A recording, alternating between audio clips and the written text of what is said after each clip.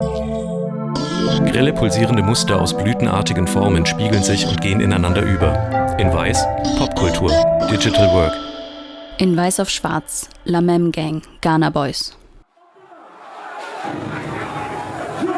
Es ist dunkel. Même Gang performt auf einer Freilichtbühne. Dicht gedrängt springen die ZuschauerInnen auf und ab.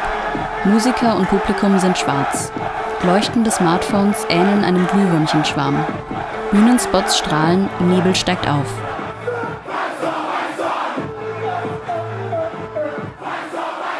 In Weiß Même Gang, in Rot Ghana Boys. Darkovibes mit Basecap und Sonnenbrille lehnt an einem Kofferraum. So Même Gang, which is French for the same gang, was formed as a collective.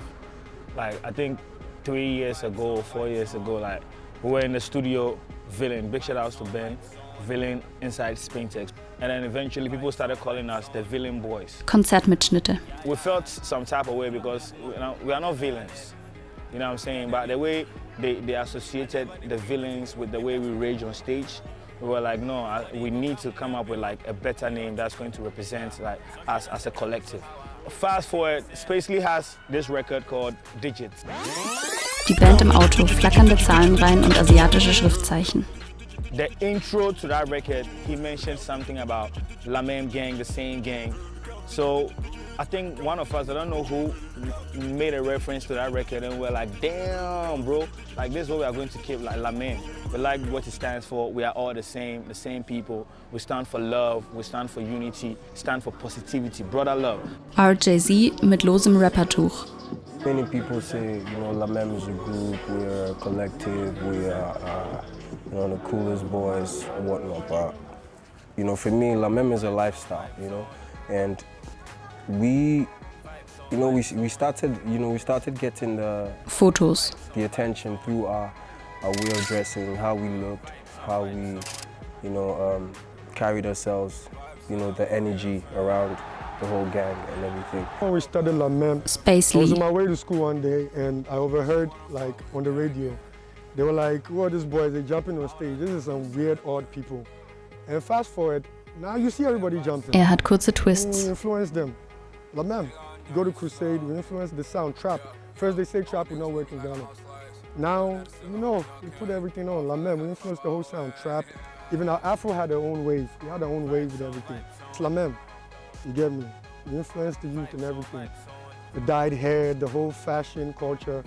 Même. Ein Clip. Einige Musiker sind blondiert. Kiddblack. Coming from a place with little resources, we had to leverage the internet. Mit Dreadlocks We put out a tweet und Nasenpiercing. saying that we would put out our first single when we got 1,000 followers. Ein Cartoon 1K. But during that process, we decided to not put out a single and put out a full project. And at the same time that was happening, we came across a guy called David Duncan and was inspired by us and wanted to work with us. So that was how come we shot our first video, Godzilla. Ein Clip. Musiker mit Balance und Leuchtbändern. What we brought to the table was refreshing and was something new. So even though there was really no money behind it, people gravitated towards it, and that's how we made it work. RJZ. It was with the lifestyle, like how we live our life is what the kids fell in love with. Ein Konzert.